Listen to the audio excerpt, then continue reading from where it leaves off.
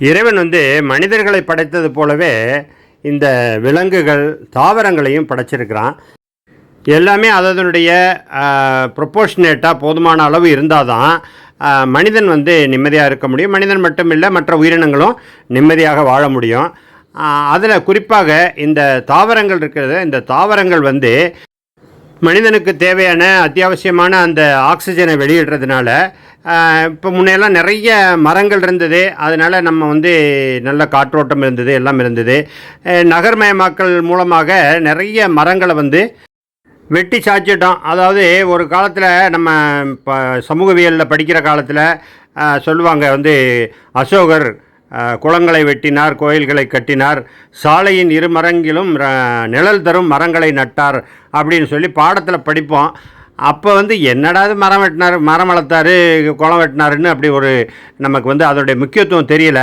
ஆனால் இப்போது அந்த சாலைகளில் இருக்க மரங்கள்னால நமக்கு எவ்வளவு நன்மை இருக்குது அப்படிங்கிறத இப்போ நம்ம பார்க்குறோம். இந்த மரங்கள் குறையும் போது எந்த அளவுக்கு சுற்றுச்சூழல் பாதிக்கப்பட்டிருக்கு, எந்த அளவுக்கு இயற்கையில் மாற்றங்கள் ஏற்பட்டிருக்கு, இதெல்லாம் நம்ம கண்கூட பார்த்துக்கிட்டு இருக்கோம். எந்த அளவுக்கு வெப்பம், பூமி வெப்பமயமாக இருக்குது, சூடு எந்த அளவுக்கு இருக்குங்கிறத நம்ம பார்த்துக்கிட்டு இருக்கோம்.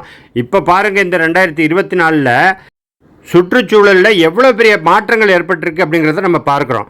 சாதாரணமாக கோடையில் என்றைக்காவது ஒரு நாளைக்கு மழை வரும். அதுக்கு தான் அந்த ஒரு பாட்டு வரும், கோடையில் ஒரு நாள் மழை வரலாம் அப்படின்னு. கோடையில் என்றைக்காவது ஒரு நாள் மழை வரும்னு போட்டாங்க. இப்போ நிலைமை பார்த்திங்கன்னா இந்த மாதம் பூரா மழை பெய்யுது.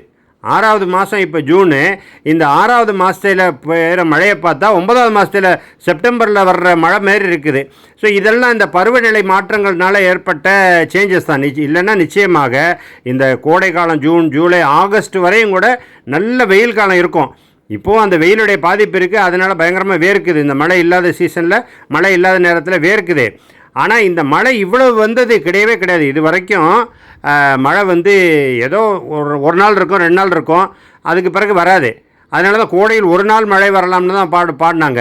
ஆனால் இப்போ இருக்க அந்த பருவநிலை மாற்றத்தினால இப்படிப்பட்ட ஒரு சேஞ்சஸ் எல்லாம் ஏற்பட்டிருக்கு. இந்த வெயில் காலத்தில் இவ்வளவு அதிகமான மழை வருது. இப்போ இன்றைக்கி கூட ரெட் அலர்ட் கொடுத்துருக்காங்க, சில மாவட்டங்களில் கனமழை பெய்யும்னு சொல்லிட்டு. அப்போ அந்த அளவுக்கு இந்த பருவநிலை மாற்றத்தினால என்னென்னவெல்லாம் நடந்திருக்கு அப்படிங்கிறத நம்ம கண்கூட பார்த்துக்கிட்டு இருக்கோம். ஸோ இதெல்லாம் எதனாலன்னு சொன்னால் நம்ம சுற்றுச்சூழலை பாதுகாக்காததுனால, அதே போல் இந்த மரங்கள் இதை வெட்டிட்டதுனால ஏற்பட்ட பாதிப்பு தான் அப்படிங்கிறத நம்ம பார்க்குறோம். ஸோ இதையெல்லாம் விளக்கி சொல்லி, மரங்கள் வளர்க்க வேண்டியதுடைய முக்கியத்துவத்தை எடுத்து சொல்லி, இந்த சுற்றுச்சூழல் பாதிப்புனால என்னென்னலாம் நடக்குது, ஸோ இந்த மரங்களை அதிகமாக வளர்த்தோம்னா என்னென்ன நன்மை ஏற்படும், இதையெல்லாம் விளக்கி சொல்லிக்கிட்டு இருக்காரு நம்முடைய சகோதரர் இக்வான் அமீர் அவர்கள். இப்போ பாருங்கள், இந்த தூரத்தில் தெரியுது பாருங்கள், இந்த சுற்றுச்சூழலை சூடுபடுத்தக்கூடிய இது போன்ற உலைகள் இருக்குது இல்லையா, இது இன்றைக்கி தேவையாகவும் இருக்குது. அதாவது நமக்கு மின்சாரம் தேவைப்படுது, அப்போ இது போன்ற உலைகள் மூலமாக தான் மின்சாரம் தயாரிக்கணும். ஆனால் அதே நேரத்தில் அந்த உஷ்ணத்தை தணிக்கிறதுக்கு அல்லது அதை சமப்படுத்துறதுக்கு நாம் இது போன்ற செடி கொடிகளை, தாவரங்களை, மரங்களை அதிகமாக வளர்க்கணும் அப்படிங்கிறத நம்முடைய சகோதரர் இக்வான் அமீர் அவர்கள் அதிகமாக வலியுறுத்தி சொல்லி அந்த மக்களுக்கு எடுத்து சொல்லிக்கிட்டு இருக்காரு.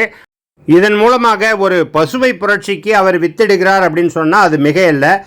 அப்படிப்பட்ட ஒரு சகோதரர் இக்வான் அமீர் அவர்களுடைய தோட்டத்தில் இருக்கக்கூடிய மலர்களையும் செடிகளையும் அந்த தாவரங்களையும் தான் நீங்கள் இப்போ பார்த்துக்கிட்டு இருக்கீங்க. மிகச்சிறந்த ஒரு எழுத்தாளர், பத்திரிகையாளர், இன்னும் குழந்தைகள் எழுத்தாளர், இது போன்ற பன்முகத்தன்மை கொண்ட சகோதரர் இக்வான் அமீர் அவர்கள் இப்போது இந்த தாவரவியலிலும் அதிக அக்கறை செலுத்தி வருகிறார். இது எண்ணூர் தாளங்குப்பம் அருகிலுள்ள அவரது நந்தவனம்.